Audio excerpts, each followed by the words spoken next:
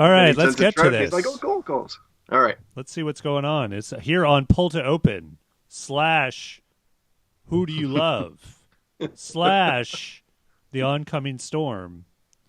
Love it. And those are the ones I like the most. The Oncoming Storm. I feel like the Oncoming Storm's a good segment I in the do. show. I'm not sure what it is. Maybe Oh maybe that's the wow. segment where we talk about Who mythology. Or just like Or what's coming up next. yeah, Like that's who true. Yeah, teased we the can. next episode. That's the Oncoming Yes, we can Storm. talk about and what's coming next with Who itself. We can talk Ooh, about Spyfall. all of it. Spyfall premiering on New Year's Day, Yeah. And that sort of BBC kicks America. off the whole new season, right? Yeah, They're so actually it's just not going right into it. technically. They're just going right in. It's not even a New Year's special. And usually you Um, have the special and you have kind of like you can kind of like okay, take it in and absorb the specialness of it, but then it's like boom, oh wow, we're just getting new Who every week. that's right, and it's not even they're doing that thing where the first episode of Spyfall is on January the 1st on BBC and BBC America. Then the second episode is on January the 5th. So we only It's get not even a four week. days. Yeah, Yeah. Oh uh, wow, I didn't realize yeah. that. I didn't look at I the scheduling that closely. I think that after that they go week to week, but they wanted to tie it up because apparently it's quite a cliffhanger. I Uh, see. I I read in Doctor Who magazine between episodes 1 and 2. Okay, well you're more informed than I am. I'm more the guy who tries to avoid spoilers and then therefore avoids any and all information other than like the broadcast time. That's usually Well, what that's perfect. my MO. That's So perfect because this is I am the good. guy who goes into spoilers, just charges straight in. I even get really annoyed with myself if I accidentally go to like the Wikipedia page where the titles are pre-filled in usually when after they're announced and stuff, and I'm just now I have some inkling of what this is about. Dang it!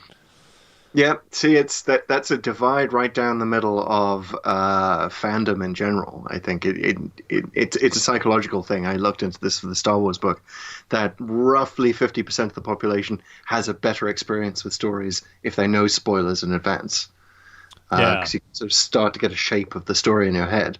And I'm definitely in that category, and it sounds like you're in the other half of the population.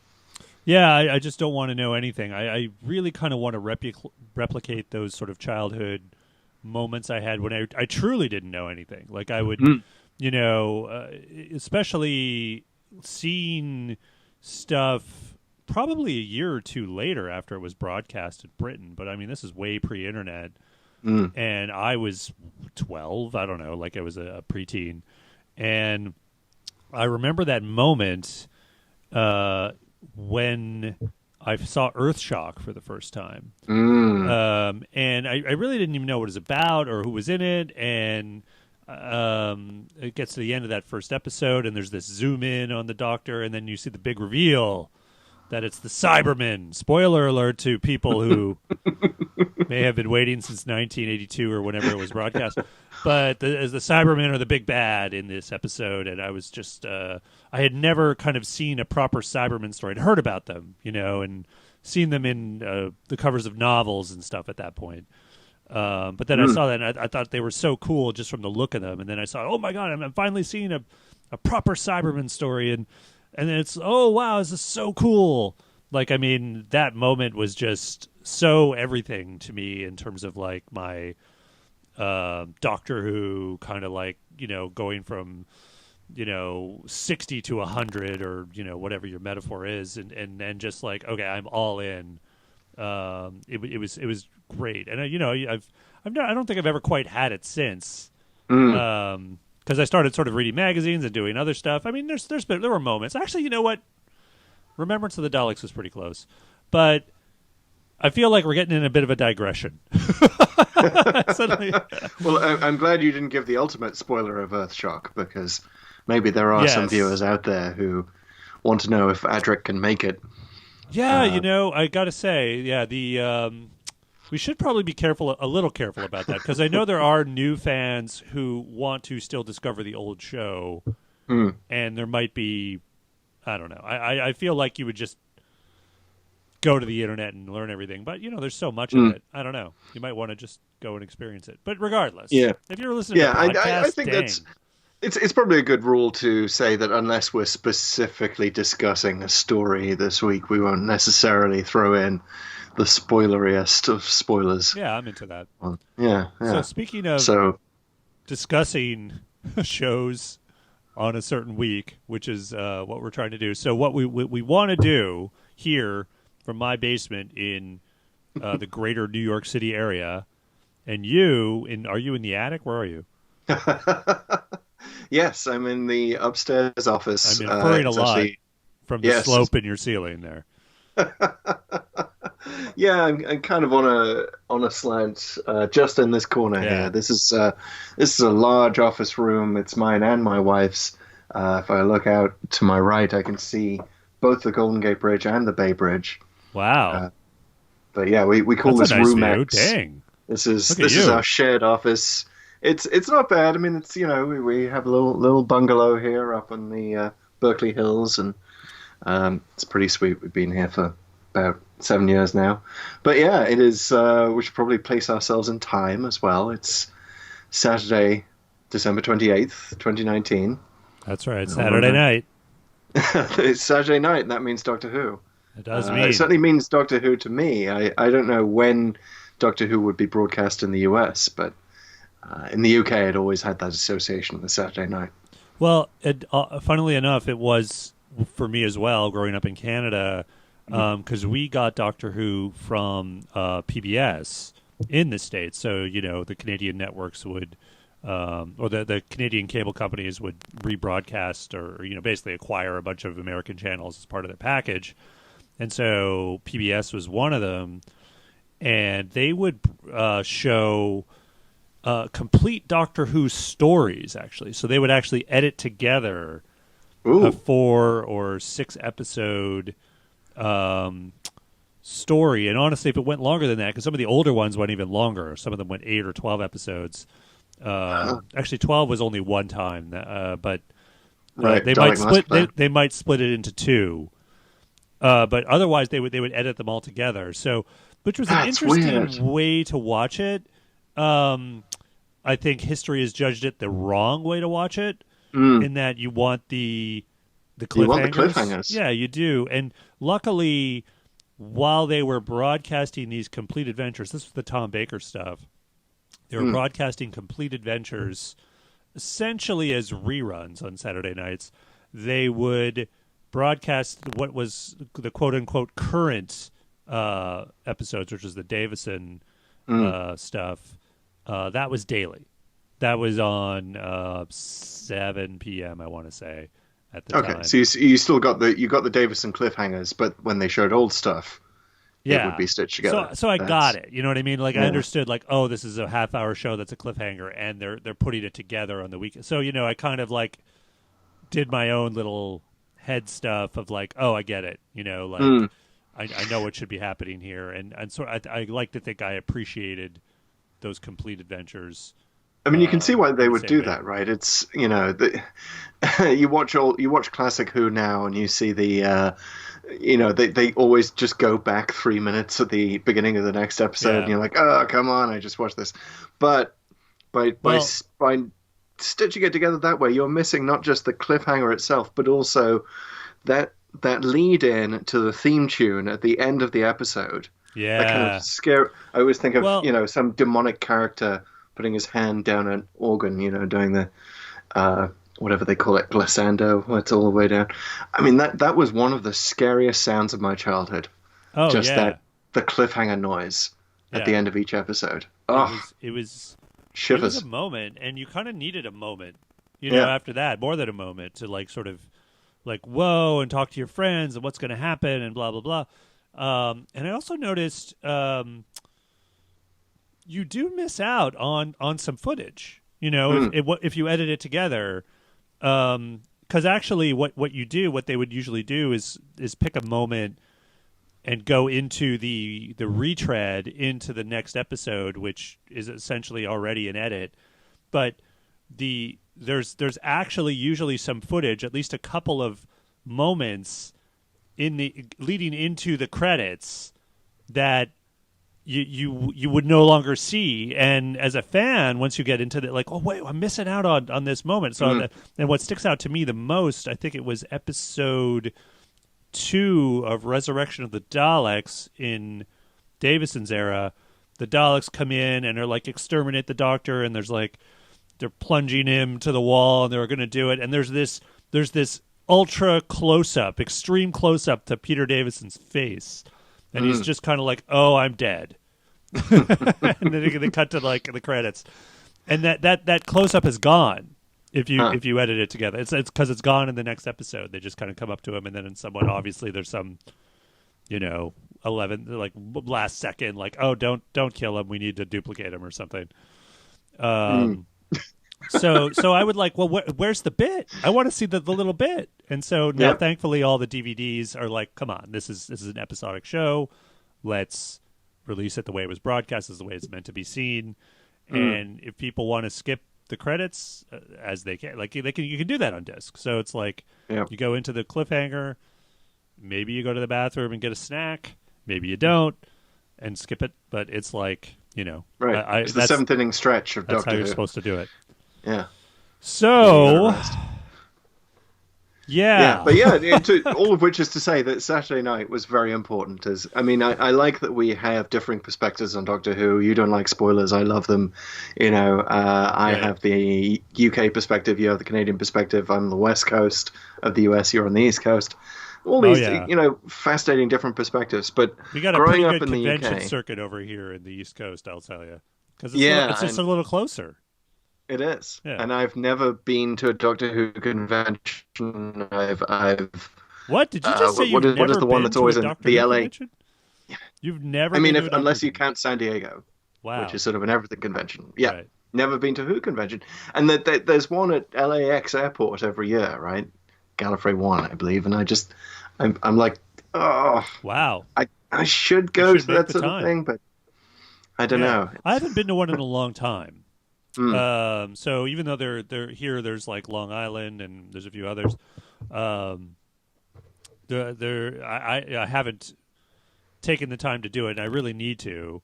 There's just so much, and I think you really want to make that connection with other fans and other people creating stuff, which is. I feel like there's always been so many interesting creative forces in the fan community of Doctor Who. I mean, really, like the internet, and I wrote about this on when where we worked together, about how the internet kind of saved Doctor Who in many ways. And I always went to sort of get back to that and tell a more complete story. But just meeting the people behind all that stuff, it's one of the things I'd really like to do more of. Yeah, well, maybe a future episode I can go and relate my first experience of. My first Doctor Who convention. Yeah, let's do it. But we should probably get to the meat of this episode, which is what we kind of wanted to do.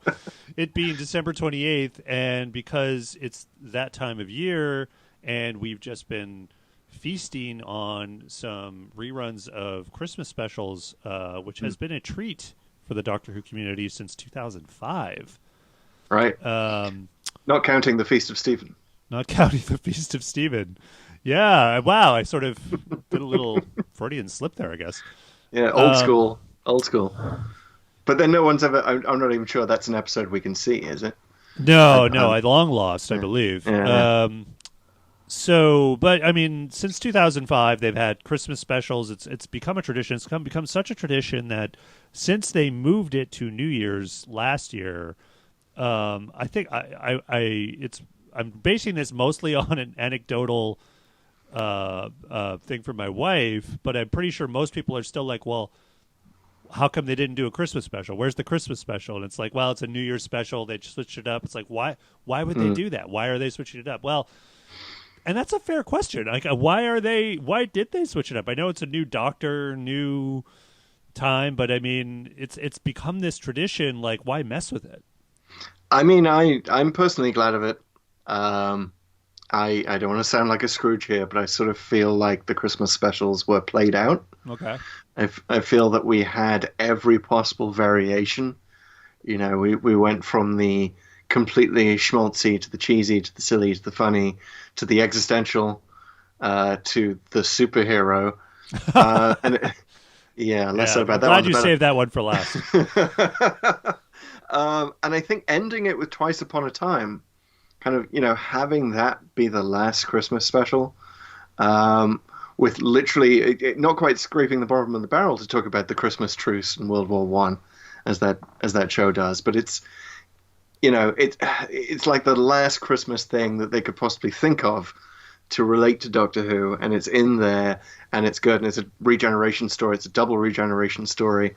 I kind of feel like it ended the Christmas specials with a bang, and I personally would not, maybe in 3 or 4 years' time we can go back to them, but it sort of feels to me like they're played out.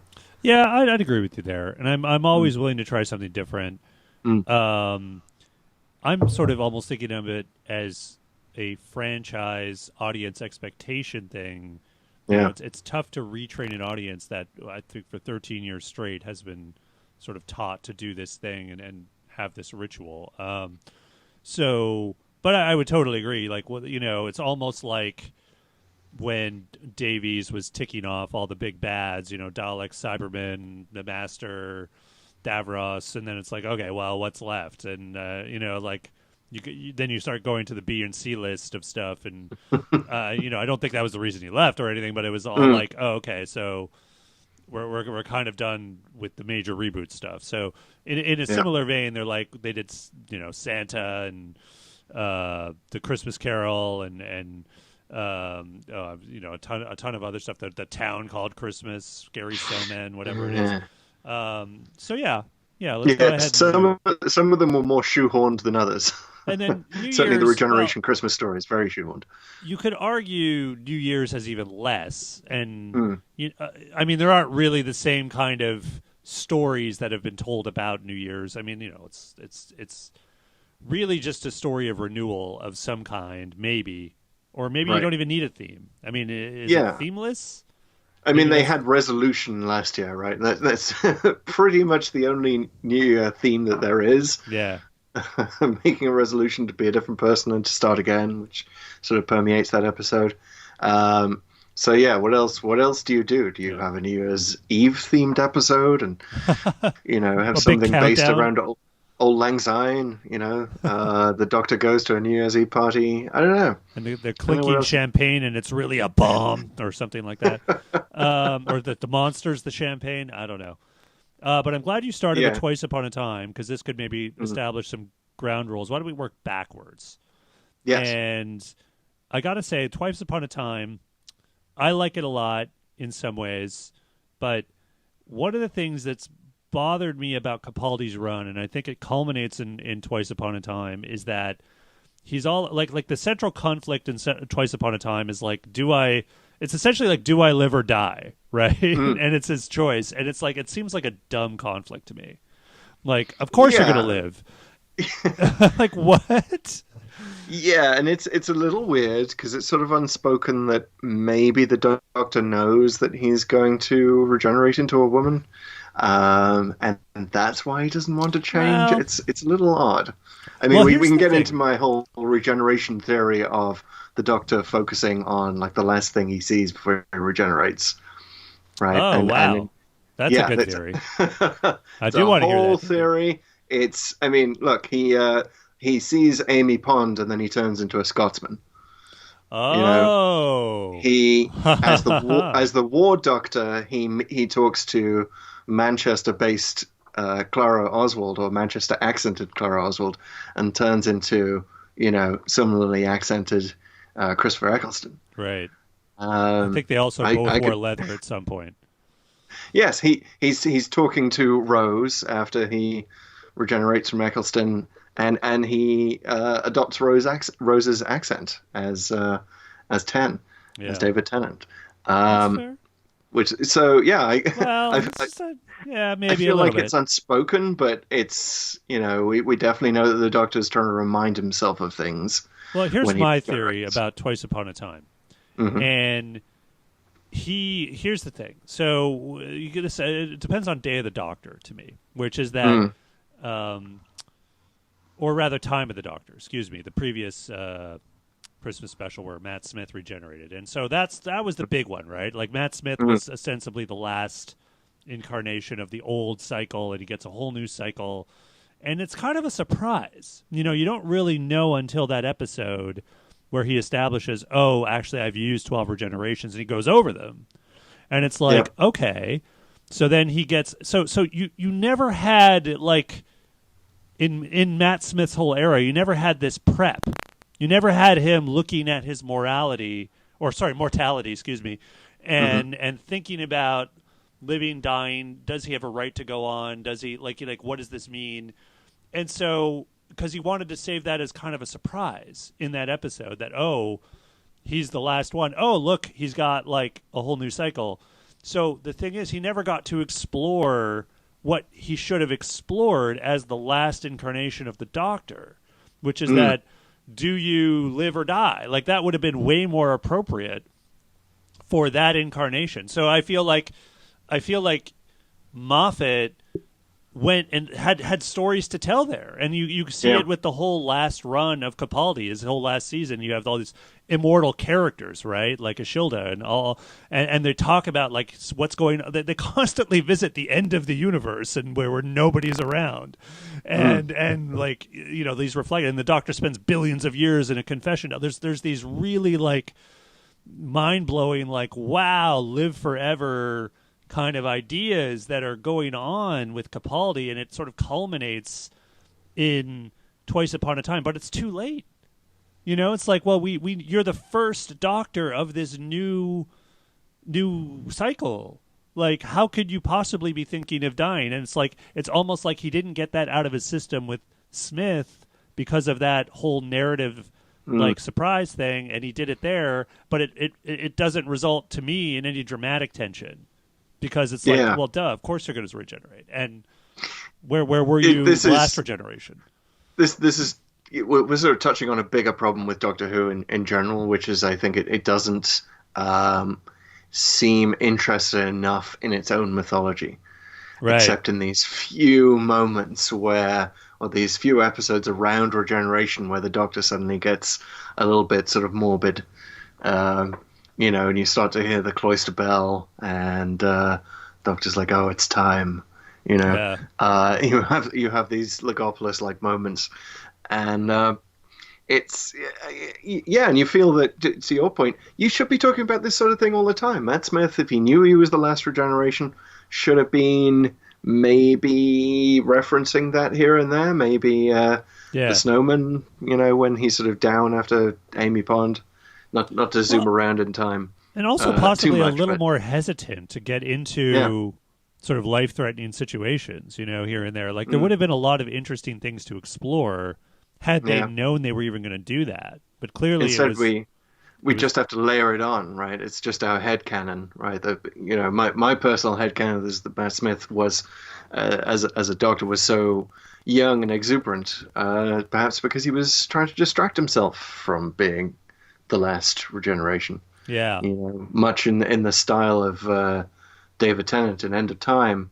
Kind of, you know, you see him partying because he knows he's about to regenerate. That's what the Ood told him. There would have been. It would have been good to explore more than just what they did. I think Smith, and I'll get into this as we talked about Smith's Christmas specials, but I think his whole thing is selling the young energy and then switching it in an instant to the wise 1,000-year-old or plus Time Lord, and with that wisdom was probably one of his best qualities. And he really sold it. And had it been wrapped around a sort of a bigger arc that we were just sort of talking about, I think it would have been even better. We can't spend too much time on any one episode here, so we're going to have to keep going back in time. And the one before Twice Upon a Time is, unfortunately, the return of Dr. Mysterio, which I found really super forgettable. Super forgettable. I like what you did there. Yes, super forgettable. You're welcome. Not much to say about that episode. Nice idea.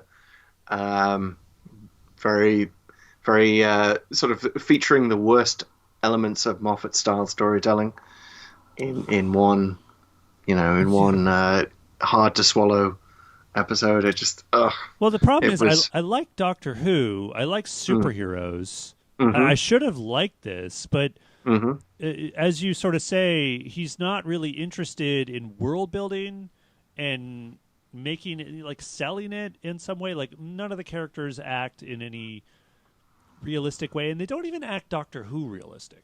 This is Right. kind of my problem with Doctor Mysterio. It doesn't fit in our world, and it doesn't fit in the Doctor Who world.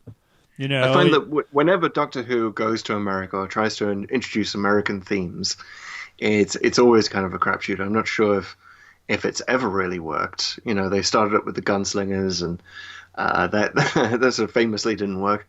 Maybe the Lake gunfighters. I Silencio- wasn't sure what you were talking. The guys. Sorry, gunfighters. Yeah, yes. yeah, yeah. I kind of like the gunfighters, but anyway, go on. Yeah, and it's a problem of UK shows trying to do the US in general. They tend towards the cowboy. I did the like doctor goes to Utah and he wears a 10-gallon hat.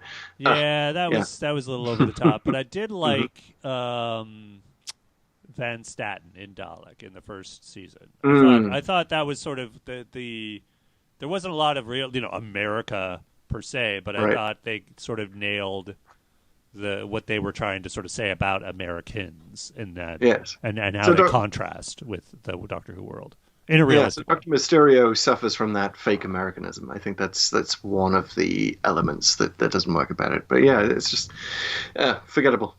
Yeah, definitely forgettable. So let's not spend any more time on that. We're going to go back in time again to 2015 to the Husbands of River Song. What did you think about that one? Solid episode.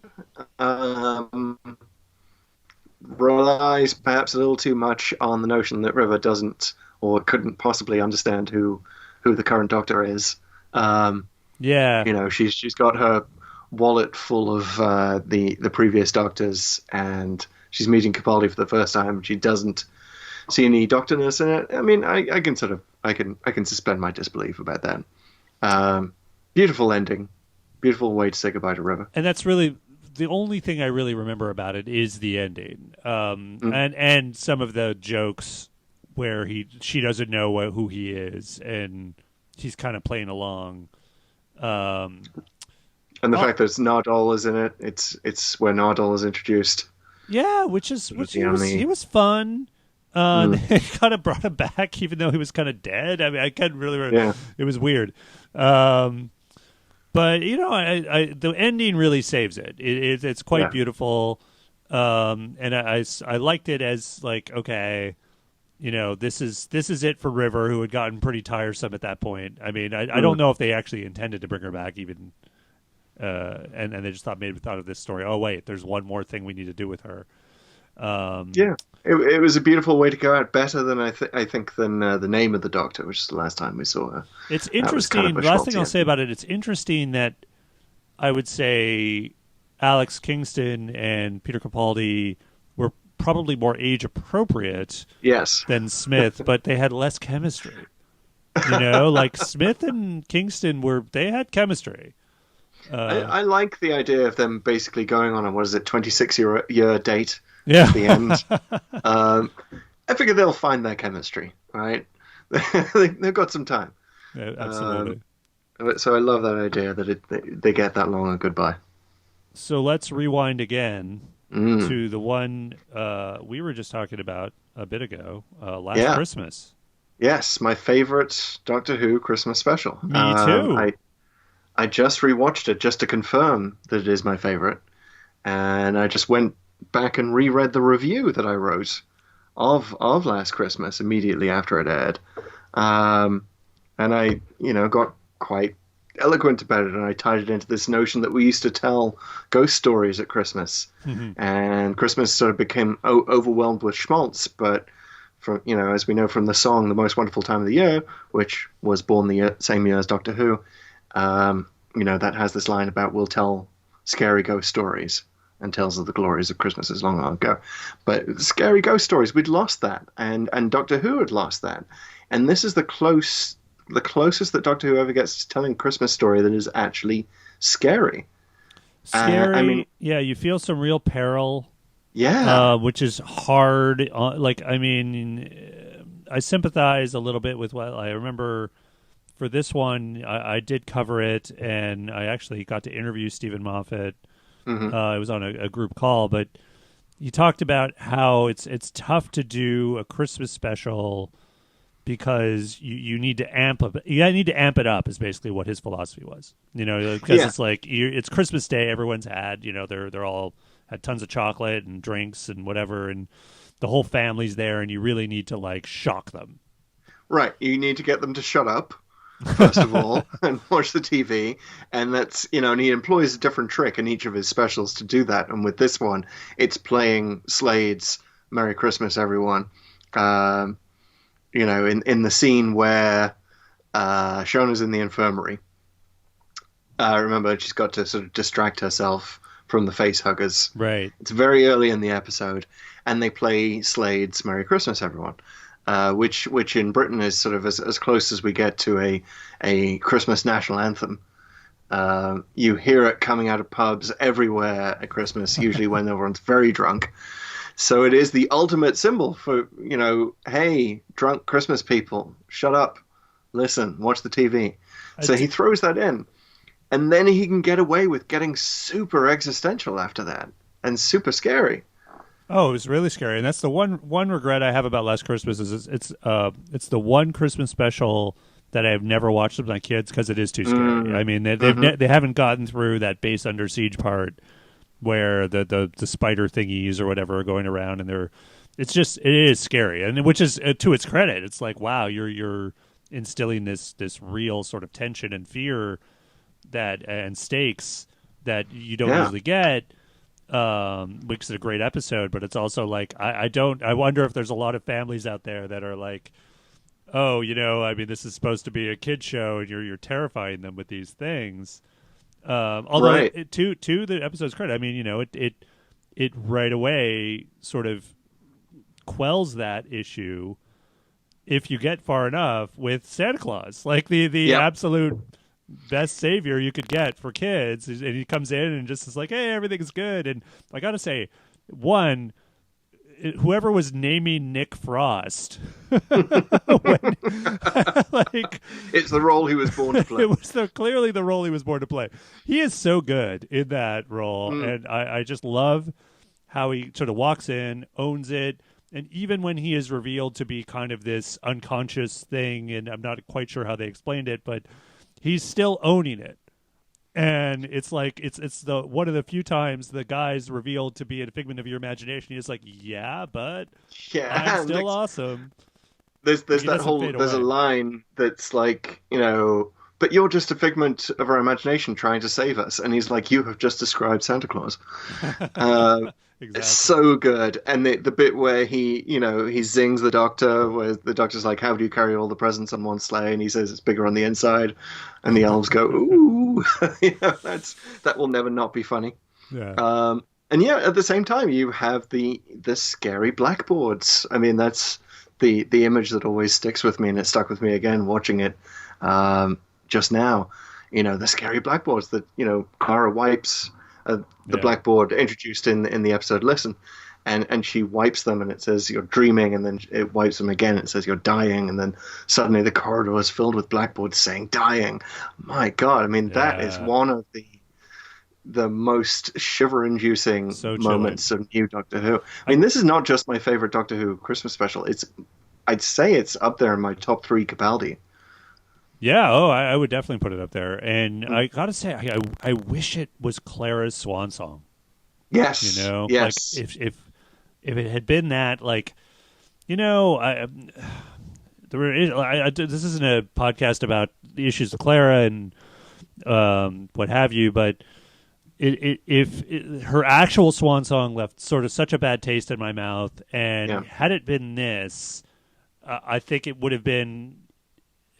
You kind of would have felt a little more sympathy and I would have liked the character more, I think. I'm not a Clara hater. My wife is definitely a Clara hater. I'm more positive on her as a character than I think most people are. But I still would have preferred this as the Swan Song, which was the original plan, of course. Yeah. And just watching it again, her old age makeup is so good.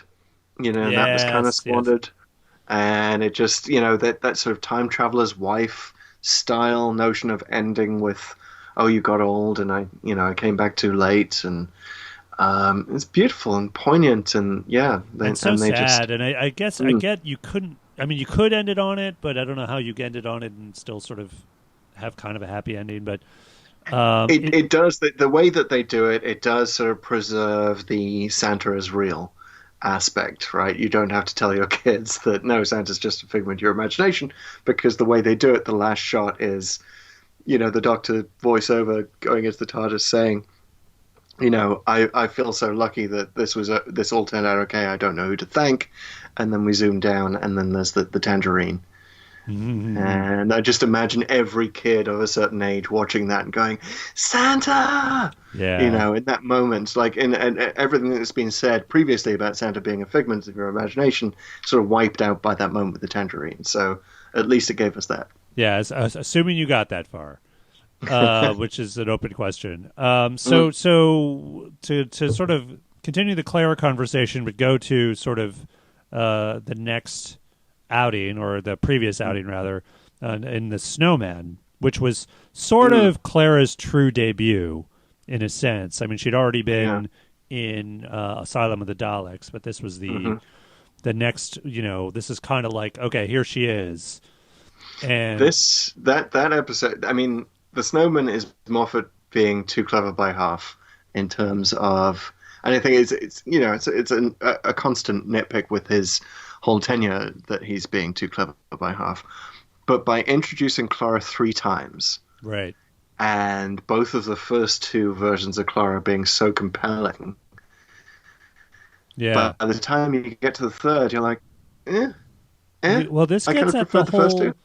I didn't. I mean, I did and I didn't. I mean, I know what you mean, but my problem is with Clara, and this is sort of the Snowman hammers it home, is that she's really a Mary Sue. I mean, Mm, and I thought her debut, like her true, like her first scene with Matt Smith in this episode, is completely ridiculous. I mean, like it's one of those things, and it's a constant thing I say with what, like you say, when Moffat is being too clever by half. It's like, who acts this way? Like, who would ever say these lines and jump on a horse and carriage roof that's speeding away just to hang upside down and say something? I mean, I get the sort of dramatic thing he's trying to do, but it's like that's absolutely ridiculous. And the fact that she's like this barmaid, also she's a governess, and she's super awesome at both.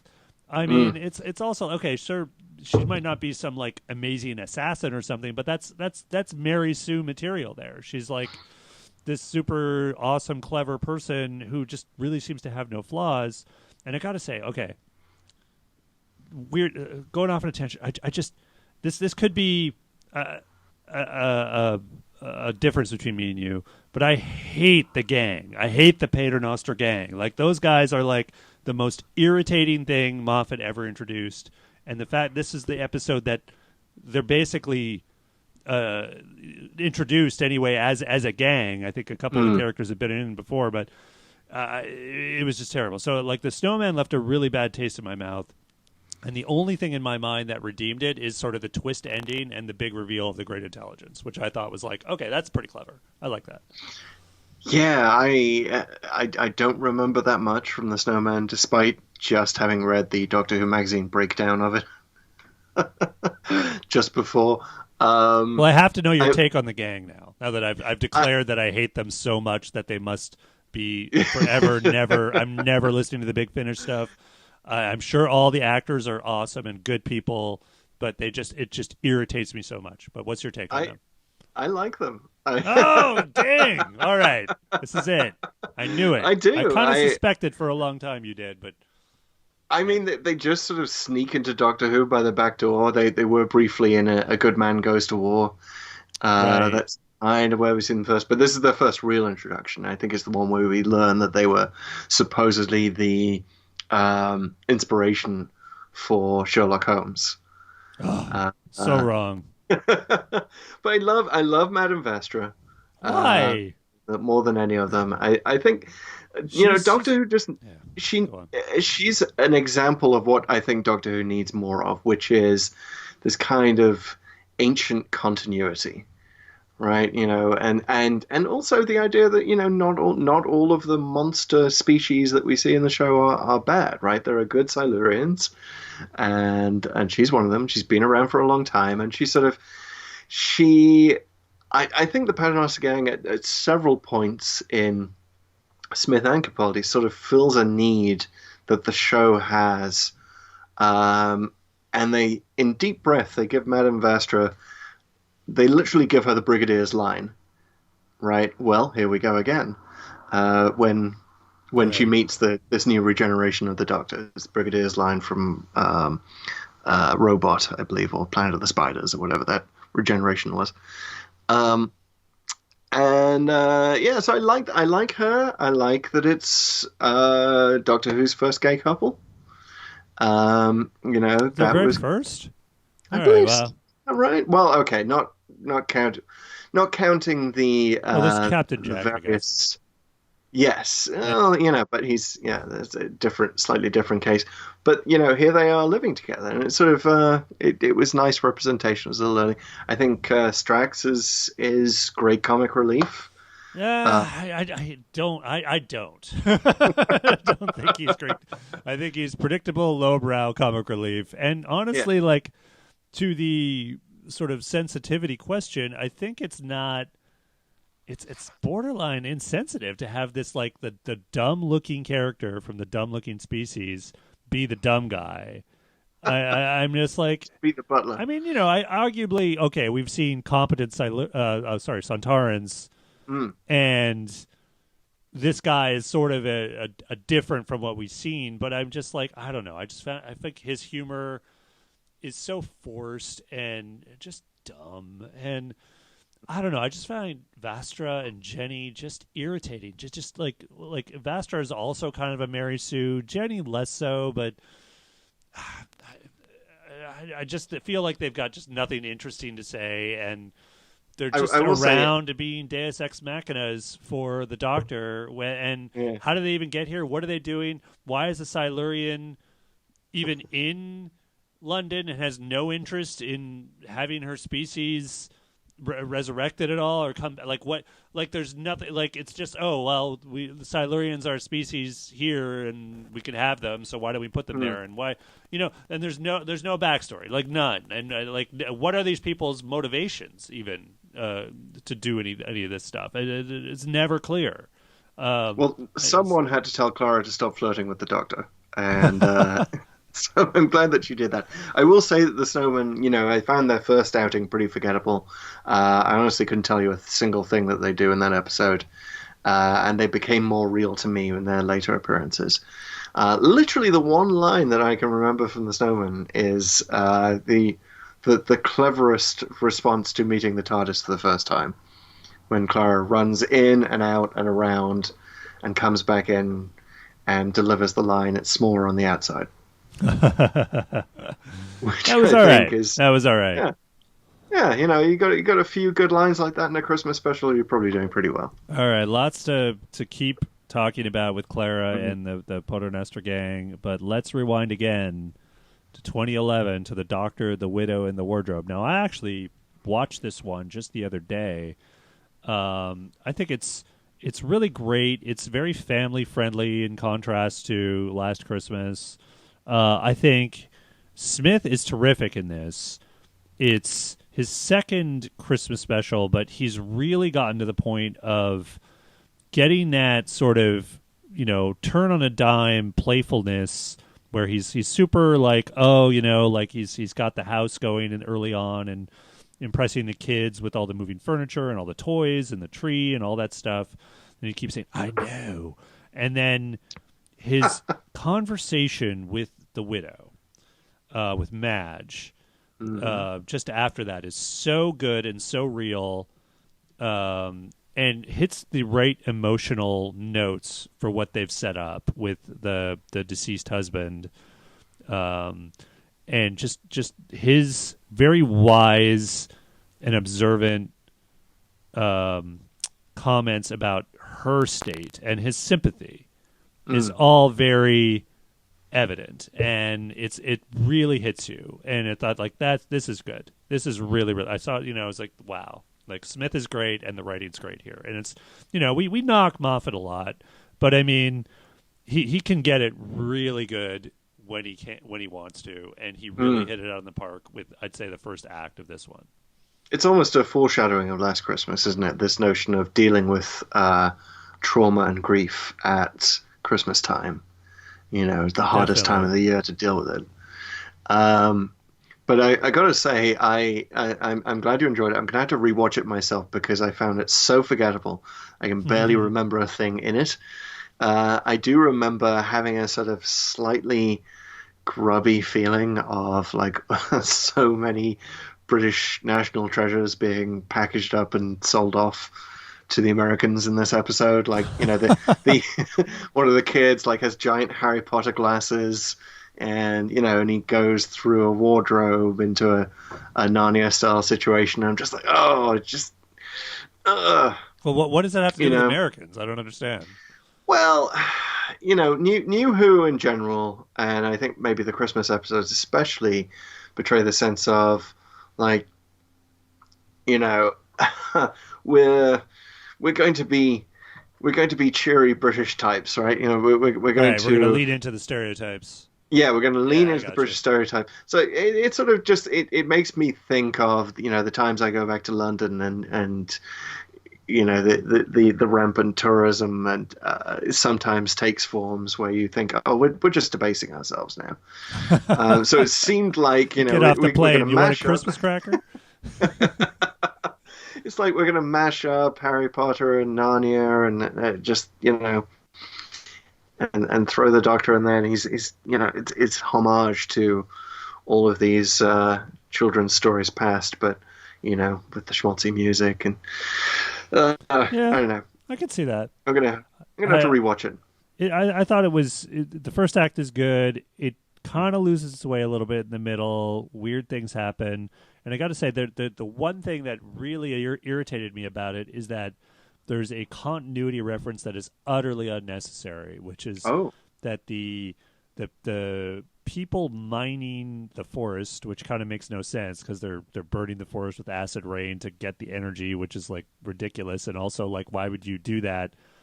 Do you know that trees are a renewable resource and you could just plant them somewhere and you wouldn't want to kill all the trees? You just wouldn't want to do that if you wanted. I don't know. But they call it, they're from Androzani, or Androzani Major, which is obviously a reference to the caves of Androzani, but it has zero anything to do with that episode. There's no reference to Spectrox. There's no reference to what was clearly at the time a sort of ultra-capitalistic colonial situation. There's a lot of commentary back in that episode. This is nothing. It's just a reference to a planet. And it's not even, it doesn't even make sense because the Androzani minor planet at the time, which admittedly wasn't this one, but it's also like, it was a desert planet, essentially. Yeah. So, it's another one of Moffat's sort of, worst traits is that I'm going to throw in one reference for the old fans. I'm going to throw in a name. Yeah. And that'll be enough. They'll be happy. Just don't even bother. I mean, because it ruins it. And that's probably a line I'll utter many times as we discuss Moffat episodes. Speaking of, let's rewind again to 2010 to the first Matt Smith episode, A Christmas Carol. Yeah, which I liked this one, and I think maybe the reason I didn't like the Widow and the Wardrobe, see, I can't even remember the full title anymore, is it sort of felt like we just had sort of two schmaltzy retellings of classic British tales, right? 2 Christmases running, so it just sort of felt a little bit kind of too much. And I think maybe if they'd been reversed, that might have been better if we'd had a year in between. I don't know. But yeah, I liked Christmas Carol. I like the timey-wiminess of it. Yeah, that's the best aspect of it. I really like Christmas Carol because I think they do use time travel extremely cleverly to retell that story. Where Smith sort of goes back in time to sort of change his hmm past in front of him, which was kind of a fascinating idea, and they do it in a lot of clever ways, and it sustains itself for a while doing that, and I really love the twist at the end because you're expecting like the Christmas future, him basically shipping Kazran, I think the character's name is, into the future, but Right. it's the big reveal. It's like, oh, actually, I'm showing you right now. You are the future to your younger self, who's right here. I'm showing you right now your future. Do you want to become this person? That was a great twist. That was pretty sweet. My Michael Gambon, by the way, we should just say one of the greatest actors. Oh yeah, in British history, fantastic, and just nails that role. My only problem with the episode is, given what we see, and we certainly get an incomplete picture of his life, of that character's life, but he has no reason to be evil. I mean, with you really never get the counterweight. I mean, he's evil, and he has to be for the script, and you get a little bit of his abusive father, which honestly, when I watched it with my kids, was very affecting to them. Which was they really were like, looked at that and were very like, oh, there's a great line that Smith has in it where he's like, he didn't hit the boy, and they kind of fixated on that for a bit, which was kind of interesting to me. They were very like obviously sympathized with the kid, and so I was very much like, is this too much for them? And I think they were old enough that they figured it out. But really, if all you see of Kazran is that he's shipping off with the doctor, and I forget the woman's name, but they keep having these great adventures, and you never see the like, I'm evil, I'm being trained to be evil, the other 364 days of the year, and I'm going to reject this, Right. this part of myself. He's just sort of generally grumpy. Yeah, exactly.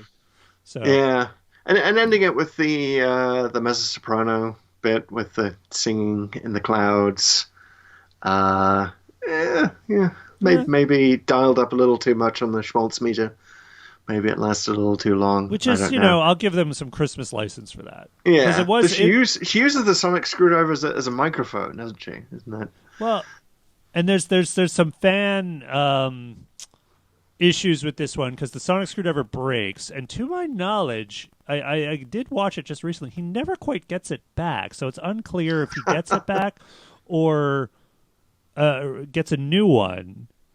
And now we know the TARDIS can just pop out sonic screwdrivers anytime it likes. Problem though, like for Capaldi. with the Smith era screwdriver, it presents a problem because of Day of the Doctor, and this is my big, continuity alert. It has to be the same screwdriver.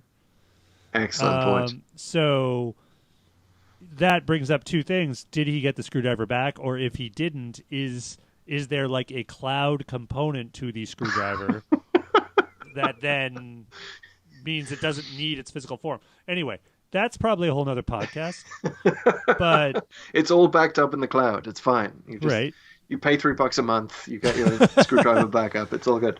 To the Gallifrey Azure cloud.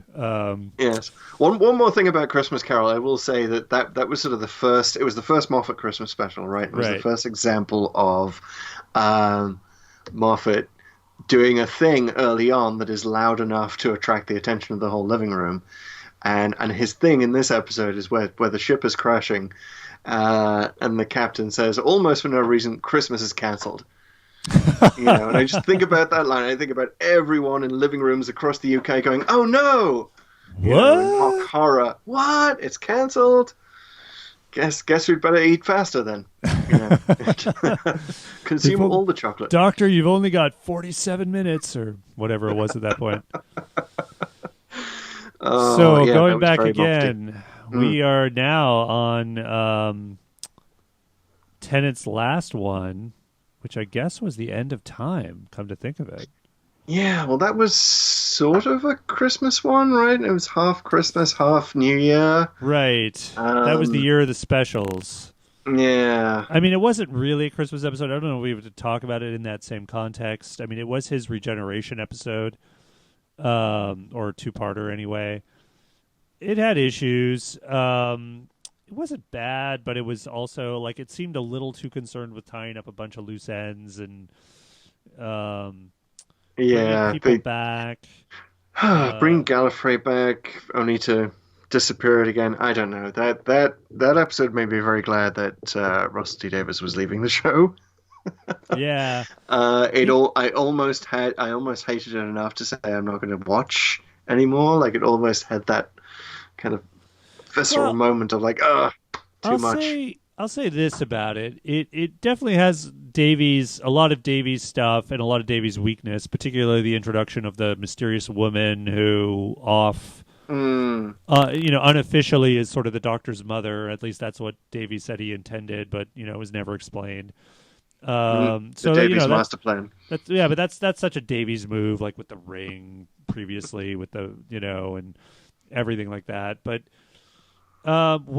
here's what I liked about it. I did like a lot of the conversations, like the conversation between Wilf and the Doctor about regeneration, some mortality there.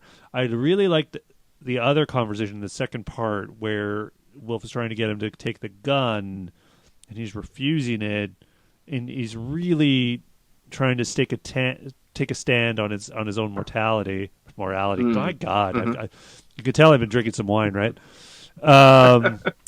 It doesn't like this morality conversation was good. I don't think it was quite. I don't think it's anywhere near as good as like say the conversation in Genesis of the Daleks, right? But it's trying to sort of do something of that caliber, but then it sort of reverses it quite right at the end, which was dramatic and sort of sets up the stakes of the Time War and whatnot. But always felt a little weird to me. But those bits of drama were pretty good. Yeah, I mean, any time you have Bernard Cribbins in Doctor Who, I'm always like 10 seconds away from weeping openly. Bernard Cribbins was almost as an important a part of my childhood as Doctor Who was. He was on screen all the time. I love the casting of Timothy Dalton. Yeah, I thought it was genius. He was a great Rassilon. Would have liked him to continue. Yeah, would have loved to have seen him again. I'd really love to see the Dalton Rassilon. Maybe Big Finish could talk him into it. Dalton. He just doesn't. Whatever character he plays, he doesn't get long to play it. It's kind of his defining trait. He was James Bond for a couple of movies, and he's the Ted McGinley of British actors. Yes. But and I think the less said about the Master's plot in this one, the better. Very weird. And I hate that it doesn't make any sense. He's dying, but he has superpowers. Right. Which is like, okay, come on. Which is and Last of the Time Lords, the Sound of Drums / Last of the Time Lords was so good, and then I feel this negated it by bringing it back. And it wasn't good. All right, backing up again. We're back to 2008 and the Next Doctor. There's a 2009. Where are we? We're 2008. Yeah, I'm right. Yeah. We've I realized that we've missed the Time of the Doctor as well, right? The Matt Smith. Oh, did I skip which was that technically a Christmas one. Oh, yeah. We talked about it a little bit. Yeah, a little bit. The Town Called Christmas. We did skip it. You're right. That was sort of it was so shoehorned in as a Christmas episode, right? It's like had so much to do, so much mythological heavy lifting in that episode. Yeah, well, it was a shame that it followed Day of the Doctor, which was fantastic, and hit every beat and every plot point, and every Day of the Doctor was so complete. And it was like, oh, we have one more thing to do. He has to regenerate, and so he has to follow this epic with some other epic, and he did something different, and I respect that. But it's also like, I don't know. It was long past the point where Stephen Moffat, his imagery, his focus on clever dialogue and this idea that he's just going to wallpaper over story with this kind of stuff, these imaginative ideas like having a planet called Christmas and witty dialogue with Smith having another flirty relationship with another strong woman. And it's like, wait a minute, no, you got no clothes, dude. Like, there's no story here. Nothing makes sense. Yeah, I'm sorry. the Doctor literally had no clothes in that, which was true. Yeah, the weirdest part of that whole episode. Just super creepy. Very bad idea. You do kind of wish in some Moffat episodes that someone had been there to just say, no, Stephen, no. Well, there's Step away from that idea. That Christmas idea of like, let's shock people. And get them to put down their Christmas drinks for a minute and watch, and it's like, yeah, but it's not good. Yeah, don't want to have to think about the Doctor naked for longer than I have to. But all right, let's go back again into the Tennant era. Wow, I'm glad you corrected me there. I didn't want to leave a good Moffat slam on the table. So we got the next Doctor, which is actually I have a soft spot for this one, even though I wasn't a big fan at the time. I've had many repeated viewings of the next Doctor, and it's like, this is fun. This is pretty cool. I'm all about fake Doctor reveals, like fake Doctor regenerations. It makes me think of Mordrin Undead and stuff like that, where you just sort of think, is this actually a future version of the Doctor? I don't know. It's a little hackneyed, but I love it every time. And, what I obsessed over at the time, which was such a fan thing to obsess over, was that I knew it was going to be in. This is when I probably had more spoilers than I would usually care to have absorbed. I knew it was going to be in Victorian London, and I knew it was going to have the Cybermen, and I probably kind of inferred that just from the trailer or the teaser that they had, but. I thought, awesome, we're going to see a steampunk Cyberman, finally, or something, and they never did it. I mean, they kind of had these cyber shade things, which weren't really that, but I kind of wanted to see desperate Cybermen in the Victorian era trying to amass an army using the technology of the time and building these sort of primitive-looking but still formidable Cybermen, and that just never sort of happened. And I thought, what a missed opportunity. Yeah, villains kind of tend to take a back seat in Christmas specials. It's a little weird. They get, again, sort of slightly shoehorned in, and not to take it back again to Time of the Doctor, but that was the ultimate example, I thought, of like, Weeping Angels were on screen for 5 seconds. The Daleks are on screen for 5 seconds. Well, here's what I disagree with you on this episode, just because I feel like the next Doctor is one of the least Christmassy of all the Christmas episodes, in that it's really more of a continuation of sort of the stuff we saw in Doomsday, and was just kind of like, here's some...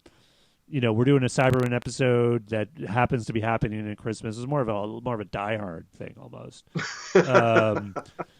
What I did like, which and the the British equivalent of Die Hard as a Christmas movie is like anything that's Victorian with snow falling is a Christmas special, right? That's all you need. You just need those two elements. I got to say, it does have one of the best like set pieces of all of modern Who. I have to say, with the graveyard scene, it's one of my favorites. With such a great line from whoever plays Hartigan. The fake Doctor was David Morrissey. No. Hartigan, Miss Hartigan. Okay. Dervla Kirwan. I'm just looking that up right now, and that's totally messing up the pronunciation of her name. But I really liked the scene. But she's just so angry at these aristocratic gentlemen who have treated her so badly, and it's you really feel it. And she comes in and she sort of owns the scene, and they're like, "Who the hell are you? What are you doing? Get out of here!" And then you start to hear the Cybermen marching in the background, and you kind of know what's going to happen. And she tells them, none of you ever in all our dealings, and it's strongly implied, as sort of a harlot that they've all had relations with her. And then she kind of says, none of you have ever sort of asked my first name. And she says, it's Mercy. and then like the Cybermen sort of come in just as she sort of says that, and then just slaughter everybody. And it's like, it's really kind of heavy stuff for a Christmas episode. Like it's one of the ones I have not watched with my kids, but it's like, I just really like, wow, this is really cool. Like it's one of the coolest sort of set pieces I think the modern series has done, especially because it's set in a graveyard. Isn't it amazing? I have no memory of that. I do need to go back and rewatch this one. Yeah. And it's also the first episode that introduces the cyber leader design where you see the brain. There's like a transparent casing, which is, I don't know why, but it's a good reminder that these are supposed to be people who have been converted. I feel like my whole attention in that episode was entirely taken up by this question of the fake doctor and how did that happen. It was just I didn't even have the bandwidth for the Cybermen in that episode. Yeah. It's like I say, I guess I'm saying it's a good Cyberman episode. Not great, but good.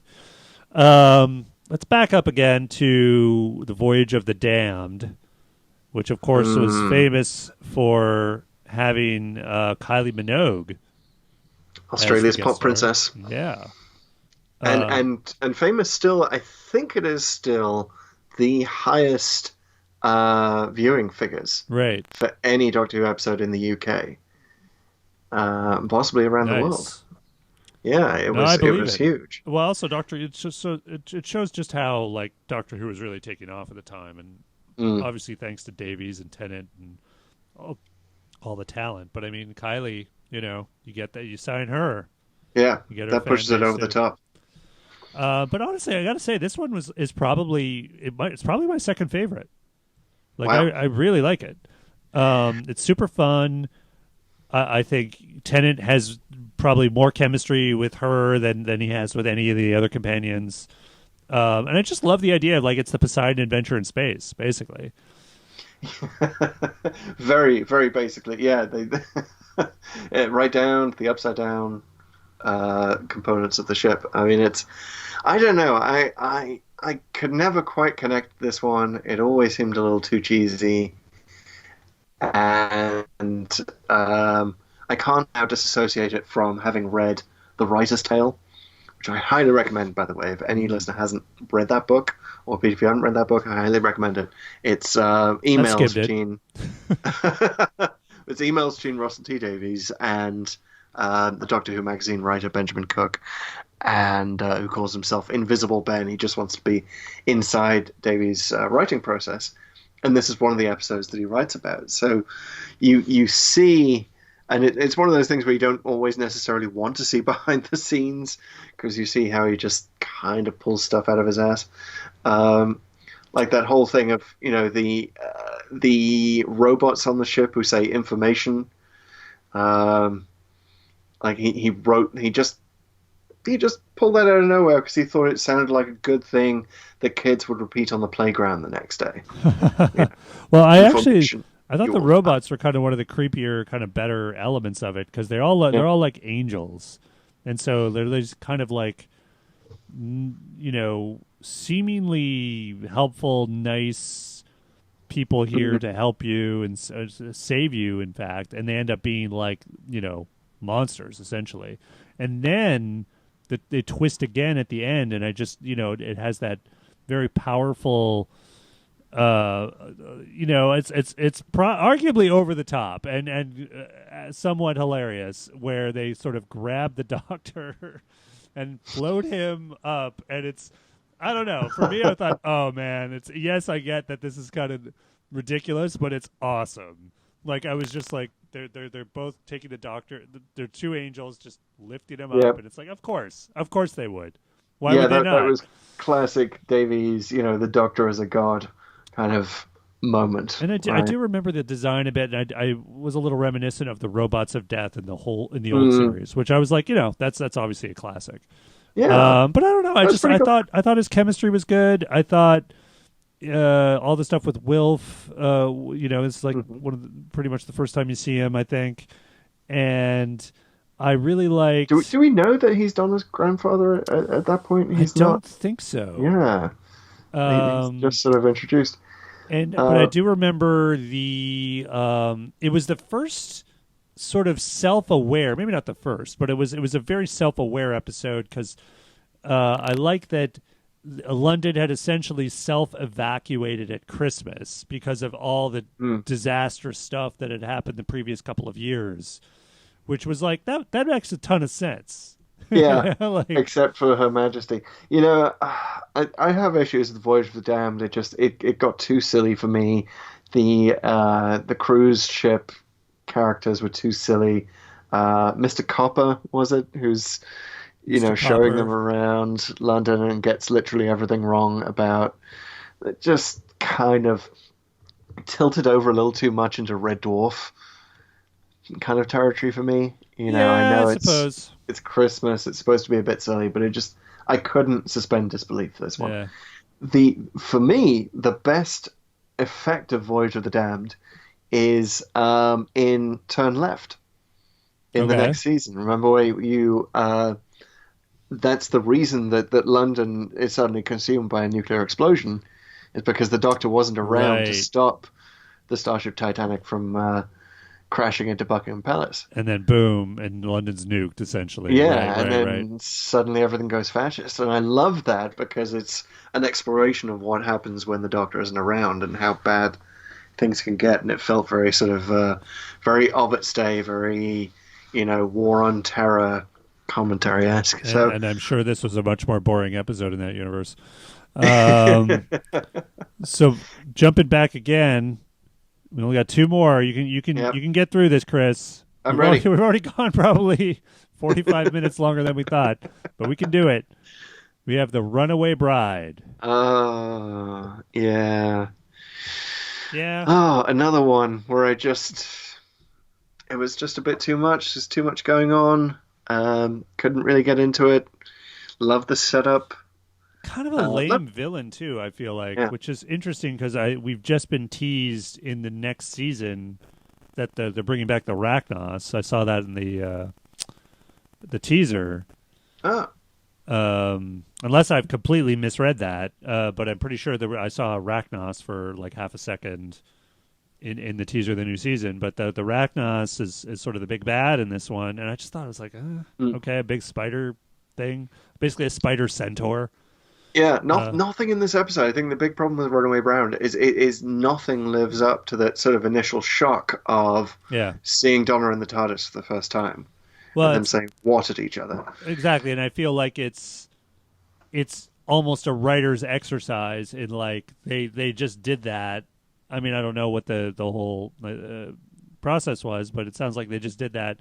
Write yourself in a corner, write yourself out, and they did, and it was like, oh, okay, I guess, and you kind of like, sure, it's some particle thingy, and luckily, like, they showed the Tennant and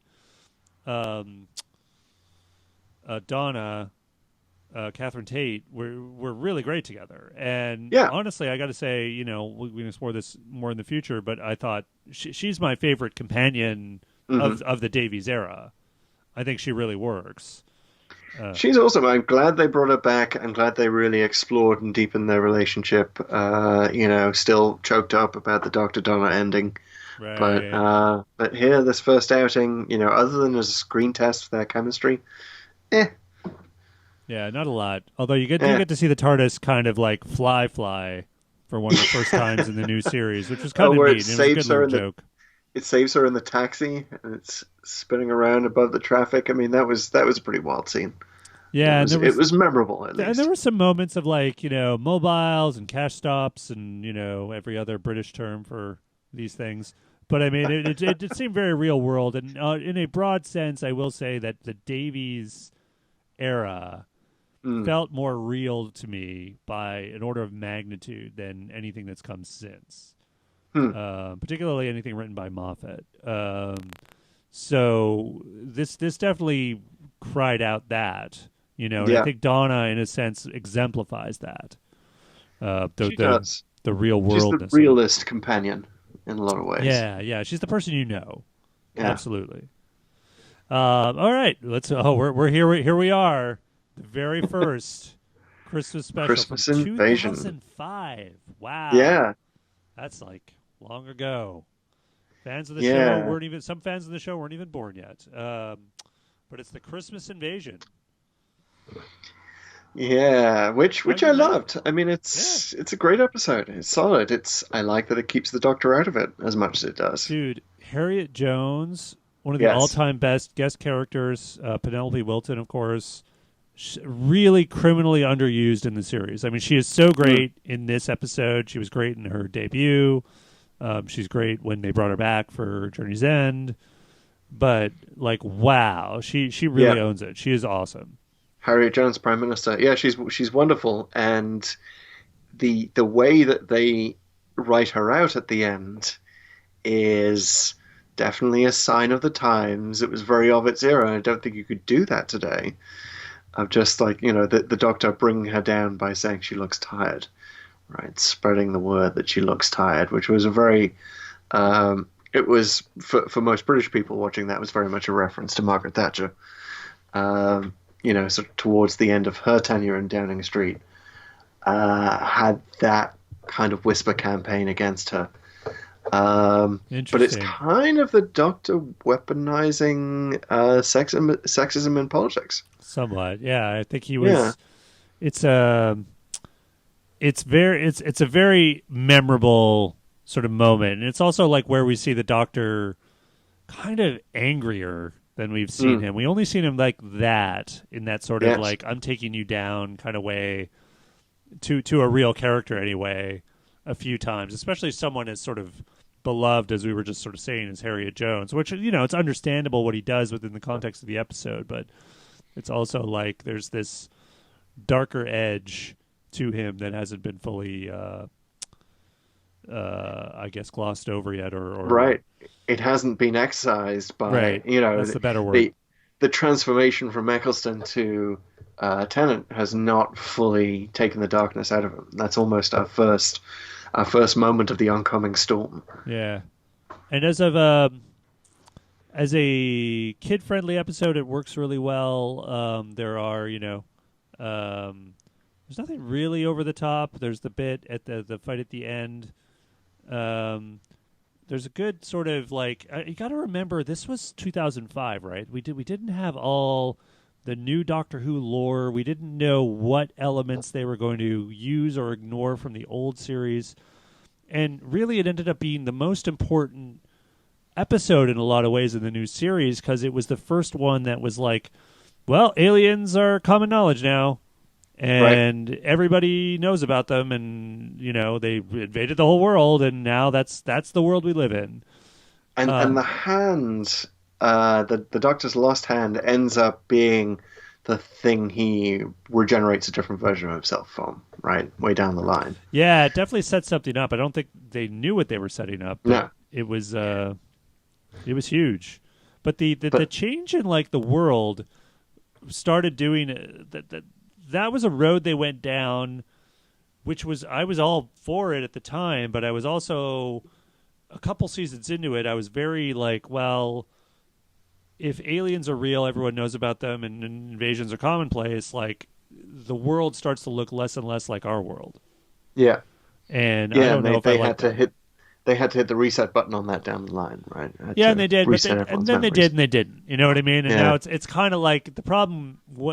I don't like how they solved it because basically they didn't really solve it in this show. They solved it by Stephen Moffat just kind of shrugging and just sort of like whatever, take what you want and leave what you don't. And it's like, well, that's fine as a unofficial thing that we just all do. I don't think it's good as a show policy. Yeah, I think the best things about the Christmas invasion are not to do with Christmas at all, or its Christmassy elements, as much as I love the spinning Christmas tree. Yeah. Which was a great teaser, by the way, that they used. They would just show that scene, and that was a shouting above the din of Christmas Day moment, if ever I've seen one. And the Santa Clauses with the projectiles or something. Yeah. The horns, that was it. Perfect Doctor Who moment of like just taking an everyday object and making you scared of it, making you hide behind the sofa from your Christmas tree. The last thing I'd observe about the episode is it's kind of, I don't know if it's fortunate or unfortunate, but David Tennant isn't in it all that much.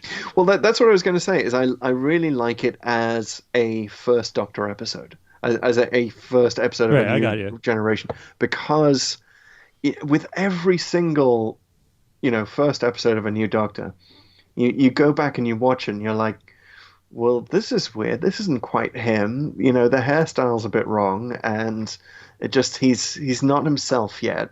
He hasn't grown into, the mannerisms that we'll know and love. And in David Tennant's case, he's pretty much playing. Oh God, what was the series that he did? Casanova. Right. He's pretty much Casanova, because that was the last thing he'd worked with Russell T Davies on in this. But just sort of Casanova as the Doctor. That smirk, that sort of, the hair all over the place, the longer hair. It just doesn't feel like 10 yet. And I just love those episodes for going back and reminding ourselves how new each Doctor looked. Yeah, I just feel like he didn't have to do what every subsequent Doctor has done, which was have like a full episode that he's carrying, even though it's a regeneration episode. And we don't really get a full sense of him until the next one.